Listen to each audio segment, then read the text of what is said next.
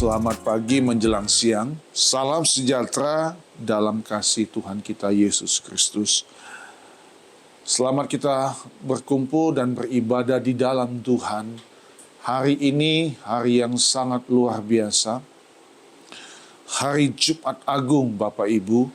Hari di mana Tuhan Yesus Kristus mati buat saya dan saudara. Kebaikan dan kasih Tuhan yang sungguh besar dinyatakan dengan kematiannya di Bukit Golgota 2000 tahun yang lalu untuk menebus dosa saya dan dosa saudara. Itulah sebabnya pada hari ini juga kita akan melaksanakan perjamuan kudus ya saudara-saudaraku. Dan saya percaya firman Tuhan yang akan saya bagikan pada hari ini berkaitan dengan peristiwa 2000 tahun yang lalu ini ya saudara-saudaraku, dan saya sudah mendahului dengan 1 bulan lalu 4 kali dalam seri khotbah penderitaan dan kematian Kristus, dan hari ini inilah puncak dari kasih Tuhan. Mari saudara-saudaraku, kita akan melihat firman Tuhan yang indah dan luar biasa dalam 1 Korintus 1 ayat 18 dan 19. Mari kita membuka Alkitab kita semua dalam 1 Korintus pasal 1 ayat 18 sampai dengan ayat 19. Saudara-saudaraku, saya akan membacakan ayat firman Tuhan ini bagi kita semua. Setelah itu, saya juga akan membaca dalam Matius pasal 27 ayat 20 sampai ayat 23. Perhatikan dalam 1 Korintus 1 ayat 18 dan 19. Sebab pemberitaan tentang salib memang adalah kebodohan bagi mereka yang akan binasa, tetapi bagi kita yang diselamatkan, pemberitaan itu adalah kekuatan Allah. Karena ada tertulis, aku akan membinasakan hikmat orang-orang berhikmat dan kearifan orang-orang bijak akan kulenyapkan.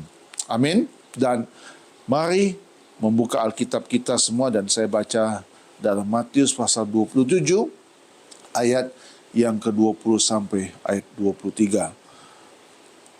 Tetapi oleh hasutan imam-imam kepala dan tua-tua, orang banyak bertekad untuk meminta supaya Barabas dibebaskan dan Yesus dihukum mati.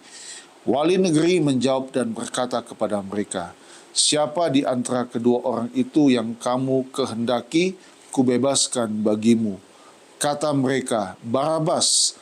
Kata Pilatus kepada mereka, jika begitu, apakah yang harus kuperbuat dengan Yesus yang disebut Kristus?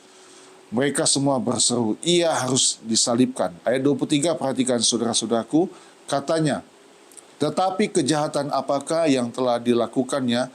Namun mereka makin keras berteriak, ia harus disalibkan. Kutipan dari Injil Matius ini, saudara-saudaraku, membawa saya dan saudara untuk melihat satu karya luar biasa yang tema khotbah pada hari Jumat Agung ini saya berikan judul Kemuliaan Salib. Kemuliaan Salib. Nah saudara, hari Jumat Agung adalah hari yang sangat spesial bagi orang percaya di seluruh muka bumi ini. Karena hari di mana Tuhan Yesus menyelamatkan kehidupan umat manusia yang percaya kepadanya dari apa saudaraku? Dari belenggu dan perbudakan dosa. Ya, Jumat Agung, Bapak Ibu perhatikan, tidak bisa dipisahkan dengan yang namanya salib. Nah, kalau kita bicara tentang salib, saudara-saudaraku, ya, kalau kita bicara tentang salib, artinya kita berbicara tentang inti pusat keyakinan orang percaya. Kita bicara tentang inti pusat keyakinan orang percaya, orang Kristen, yang mencakup ada 6 aspek teologis dan praktis yang mendalam. Saya hanya baca poin-poinnya, tapi nanti kemudian kita masuk kembali dalam 1 Korintus 1 ayat 18-19, ada 3 poin penting saya akan bicarakan tentang kemuliaan salib. Setelah itu kita akan menikmati perjamuan kudus. Saudara perhatikan, tadi saya bilang, kalau kita bicara tentang salib, artinya kita bicara tentang inti pusat keyakinan orang percaya. Dan 4 minggu berturut-turut 1 bulan selama bulan Maret ya, 4 minggu saya sampaikan tentang kematian dan penderitaan Kristus. Yang ini semua bicaranya tentang salib, saudara-saudaraku. Ya, jadi ada 6 hal yaitu tentang inti pusat keyakinan orang percaya. Tapi bukan itu poin yang akan saya bagikan. Saya hanya bicarakan dasarnya poinnya saja, yaitu yang pertama aspek puncak kasih dan pengorbanan Allah. Ya, salib adalah bukti tertinggi kasih Allah kepada manusia, di mana Yesus Kristus rela menderita dan mati untuk menebus dosa manusia. Yang kedua, kemudian ya, kemenangan atas dosa dan kematian. Salib bukan sekedar tanda kekalahan. Salib bukan tanda kekalahan, saudara-saudaraku. Bahkan salib adalah tanda kemenangan, melainkan simbol kemenangan Kristus dalam mengalahkan kuasa dosa, kuasa iblis, dan kematian. Yang ketiga, kemudian ya, inti pusat keyakinan orang percaya sebagai tempat pertukaran atau substitusi. Salib melambangkan pertukaran agung, di mana dosa manusia ditimpahkan kepada Yesus dan kebenaran Kristus diberikan kepada manusia. Itu substitusi nama. Yang keempat, pendamaian atau rekonsiliasi. Salib mendamaikan hubungan antara Allah yang kudus dan manusia yang berdosa, menghapus murka Allah atas dosa. Yang kelima, panggilan mengikut Yesus atau memikul salib. Dan ini sudah saya singgung 2-3 kali khotbah yang terdahulu ya. Bagi orang percaya, salib berarti panggilan untuk menyangkal diri, taat kepada Allah, dan siap menanggung tantangan atau penderitaan demi iman kepada Kristus. Saya sampaikan minggu lalu, ada punya konsekuensi, yaitu kematian. Dan yang terakhir, saudara-saudaraku, penyelesaian karya keselamatan. Salib menandai selesainya misi Tuhan Yesus di bumi untuk menebus manusia. Ini yang tadi saya bilang kan puncak. Yang ditegaskan dengan perkataan apa, saudaraku? Perkataan yang sangat populer di kayu salib. Sudah selesai. Ya, jadi intinya ini saya bagikan kepada kita semua supaya kita memandang salib dengan hikmat daripada Tuhan. Itulah yang saya akan bawa saudara untuk melihat kebenaran ini dalam 1 Korintus 1 ayat 18 sampai 19. Nah, saudara-saudaraku perhatikan ya. Saya akan membaca terjemahan yang luar biasa juga dari terjemahan bahasa Indonesia sehari-hari. Saya ulang kembali 1 Korintus 1 ayat 18. Sebab pemberitaan tentang salib memang adalah kebodohan bagi mereka yang akan binasa. Nah, kalau di ayat yang akan saya baca, ayat 18 ini luar biasa saudara-saudaraku. Perhatikan ya, dari terjemahan bahasa Indonesia masa kini. Bunyinya luar biasa nih. Sebab bagi orang-orang yang menuju kebinasaan, berita tentang kematian Kristus pada salib merupakan omong kosong. Saya ulangi ya.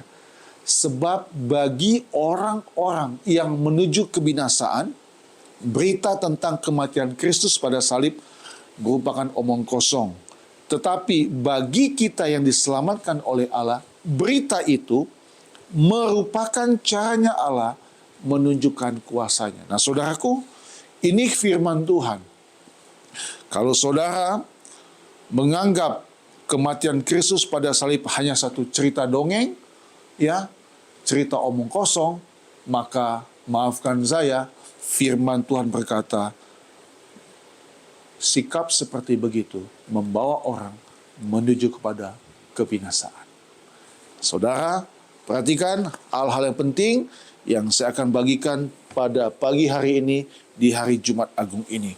Ya, secara keseluruhan, salib dalam Alkitab yang ditulis dalam Alkitab adalah simbol keselamatan, pengorbanan, kemenangan, dan jalan hidup orang percaya. Ya, secara keseluruhan, salib dalam Alkitab yang kita baca, yang kita pelajari, bahkan dalam suratan Rasul Paulus, nanti saya juga akan singgung, adalah simbol keselamatan, simbol pengorbanan, simbol kemenangan, dan jalan hidup orang percaya. Ya, jadi tidak ada kita menganggap di sini satu omong kosong.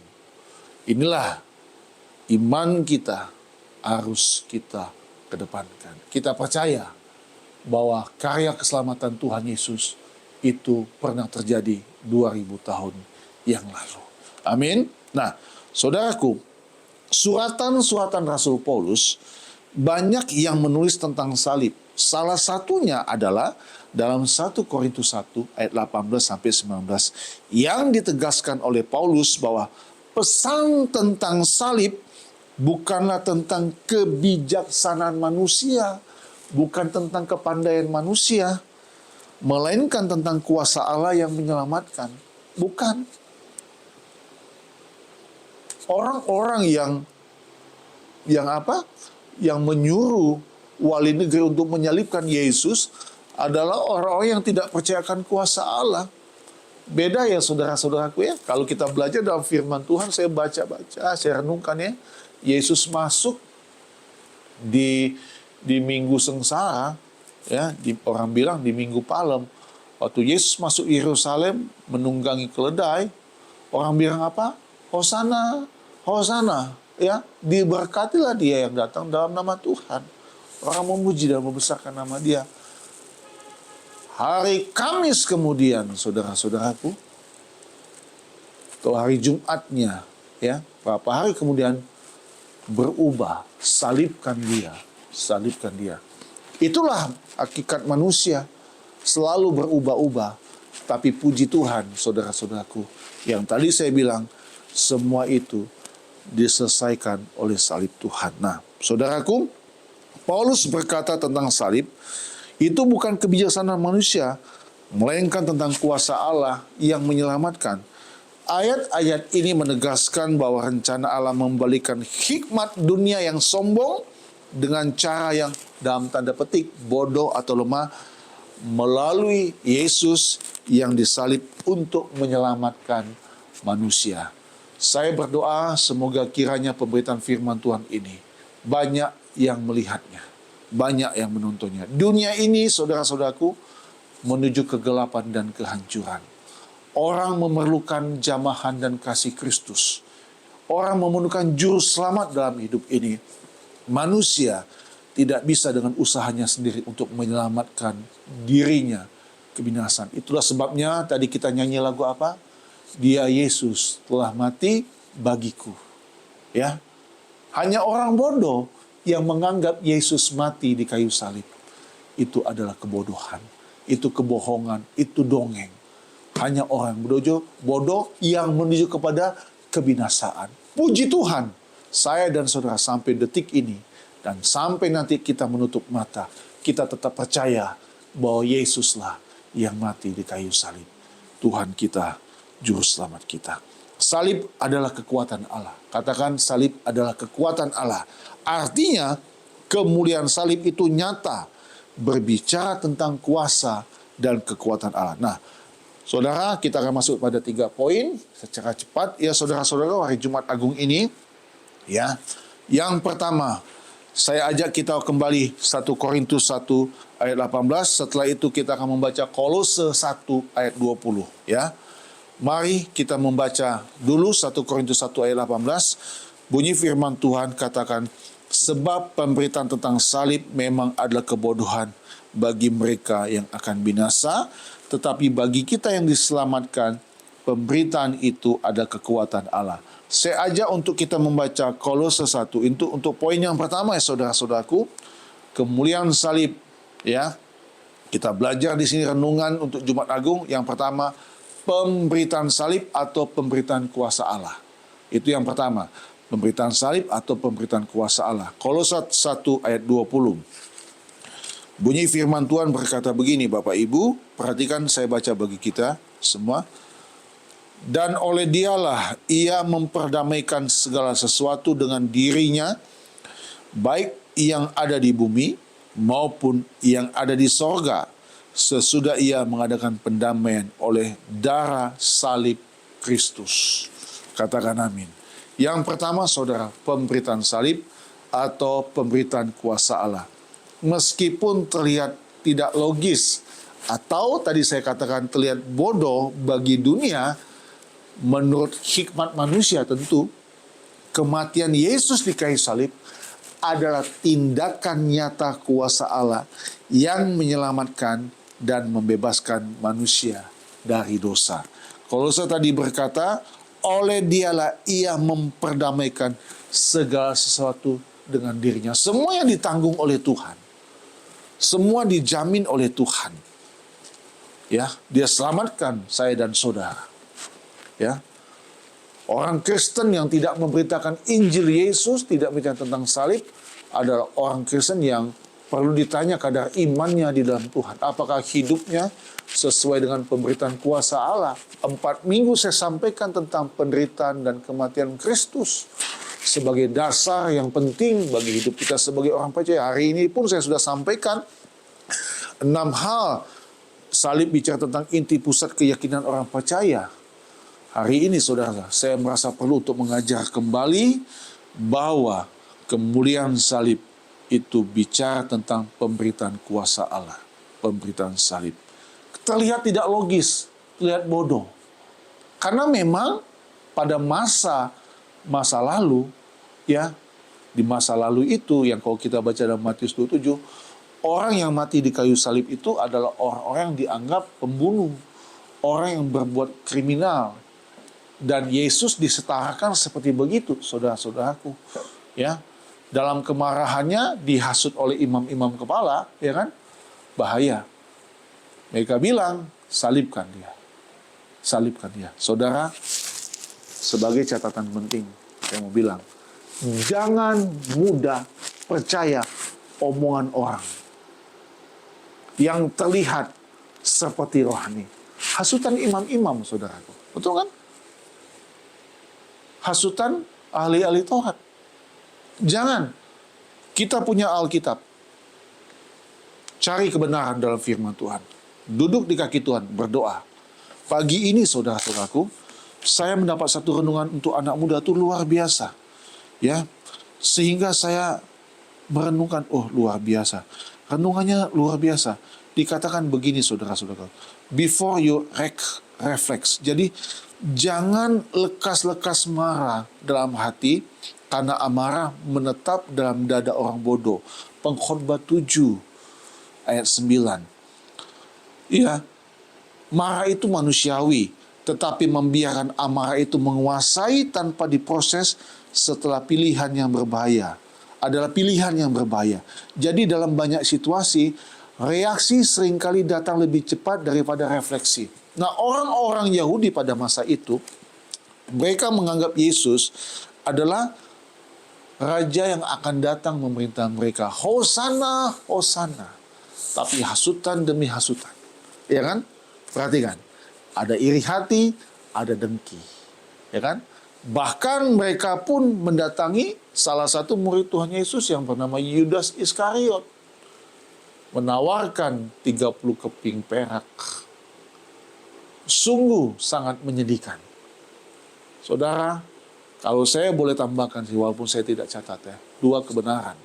1, jangan termakan dengan namanya gosip, jangan termakan dengan namanya hoax atau hasutan. Sekarang saudara, terlalu banyak di media sosial informasi yang kita terima, kebenaran yang sudah seperti kebenaran, berita-berita bohong. Demi Tuhan yang hidup, Bapak Ibu, peganglah pada kebenaran yang benar, hakiki, firman Tuhan. Amin. Jangan percaya omongan orang dulu, sekalipun yang bicara itu adalah seorang rohaniawan. Hati-hati. Ini pesan. Jadi, pemberitaan tentang salib memang pemberitaan yang suatu kebodohan bagi yang akan binasa. Tapi bagi saya dan saudara, pemberitaan itu adalah kekuatan Allah. Hidup kita bergantung pada kekuatan Allah. Haleluya. Yang kedua, Masih dalam ayat 18, 1 Korintus 1. Tapi untuk tambahannya, saya ajak kita membaca 1 Korintus 1 ayat 25 dan 27. Saya baca bagi kita semua ya. Ayat 25 dan ayat 27. Berapa waktu lalu kami ada doa malam dan ayat ini disinggung oleh salah satu hamba Tuhan yang bicara, pengkhotbah ya. 1 Korintus 1 ayat 25. Sebab yang bodoh dari Allah lebih besar hikmatnya daripada manusia, dan yang lemah dari Allah lebih kuat daripada manusia.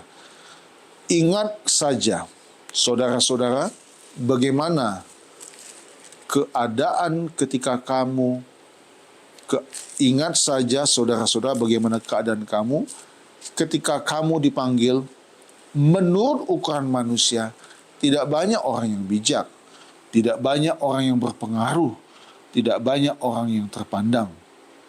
Ayat 27, tetapi apa yang bodoh bagi dunia, apa saudaraku? Dipilih Allah untuk memalukan orang-orang yang berhikmat, dan apa yang lemah bagi dunia dipilih Allah untuk memalukan apa yang kuat.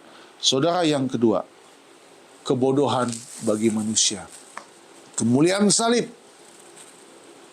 Poin yang kedua, kebodohan bagi dunia.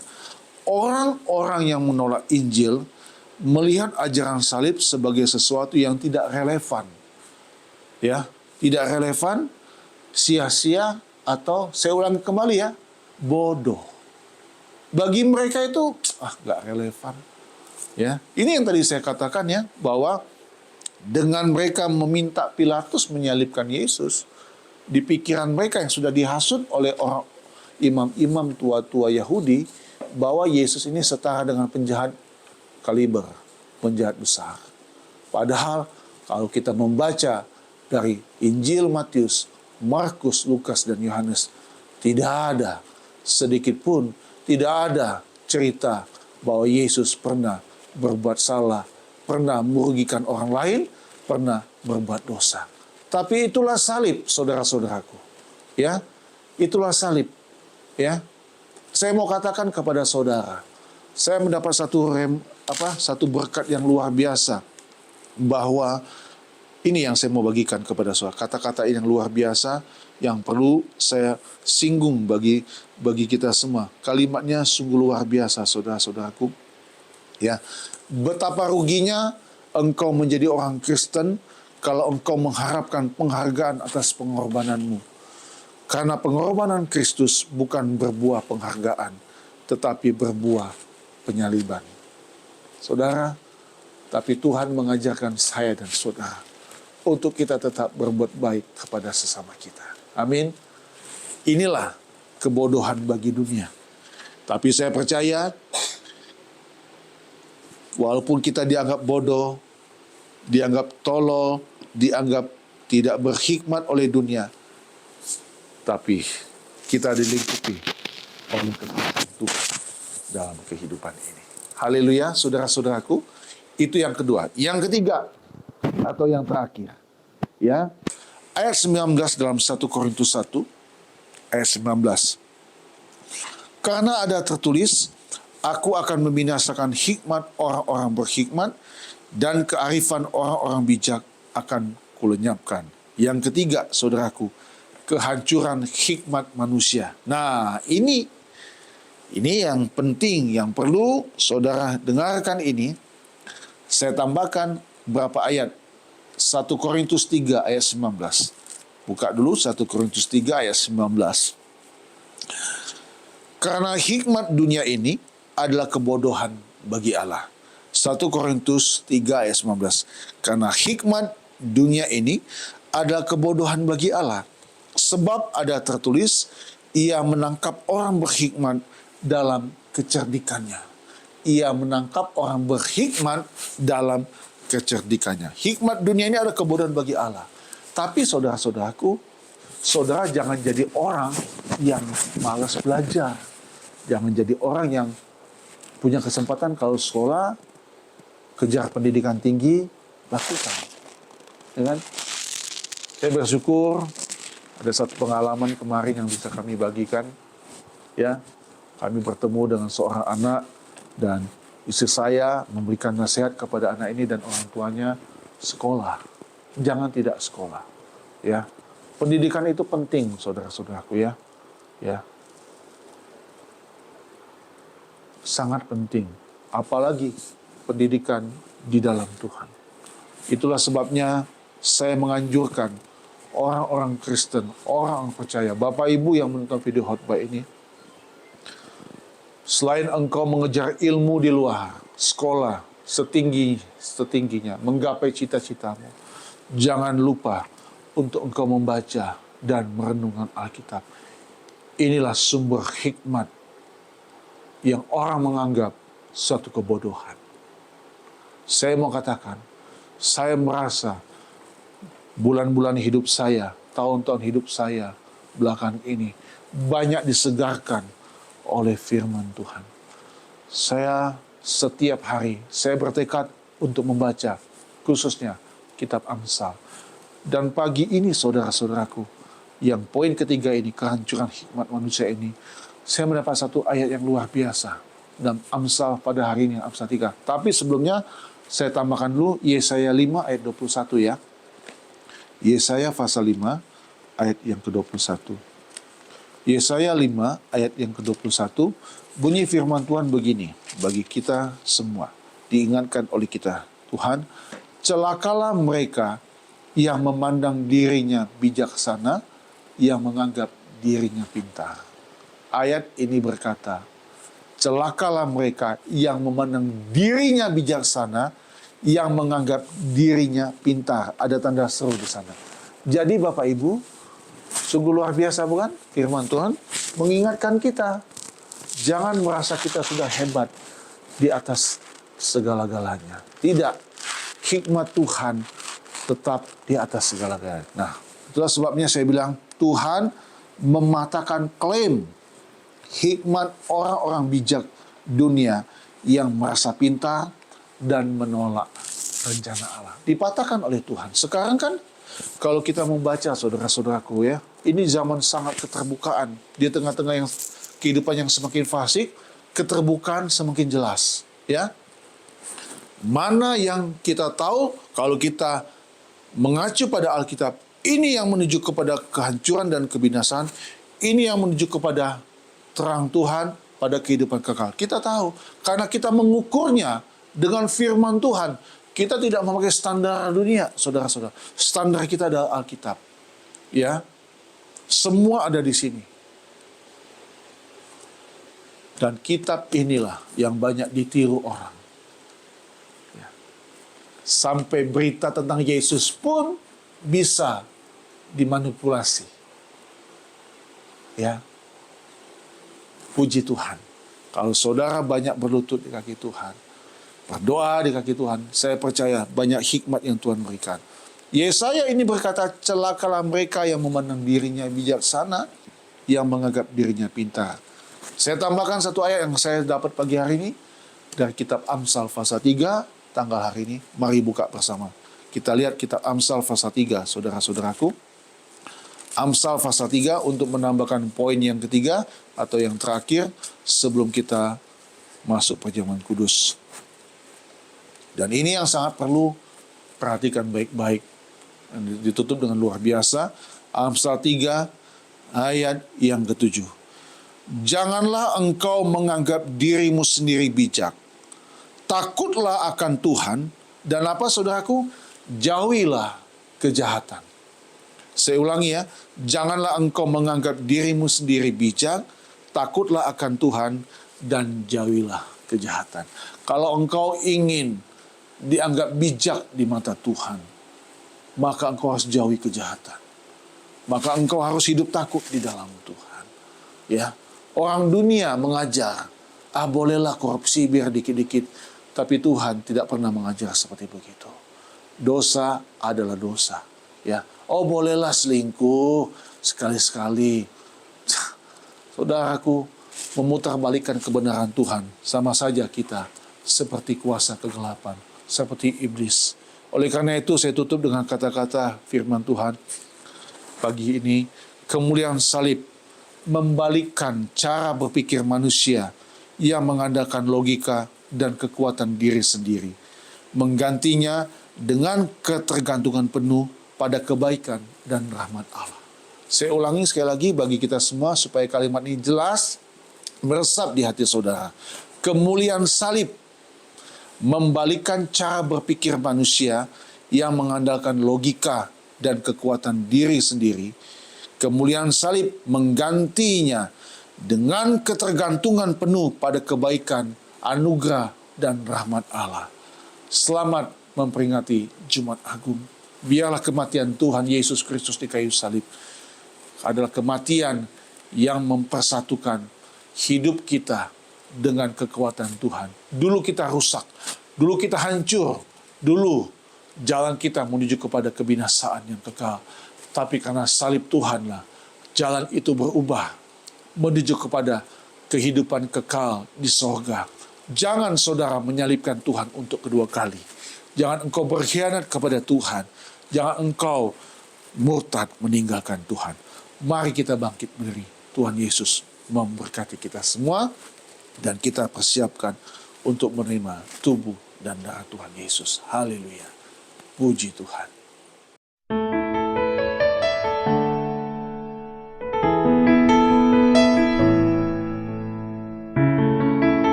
Telah kulihat bukti kasih-Mu, Kau menderita gantikanku.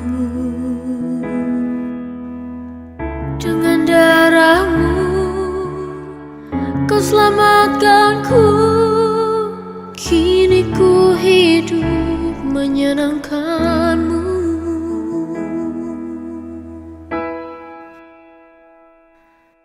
Terlalu besar kasih-Mu Bapa, pengorbanan yang Kau berikan bagiku. Terlalu mahal darah-Mu Yesus, tercurah untuk menebus hidupku.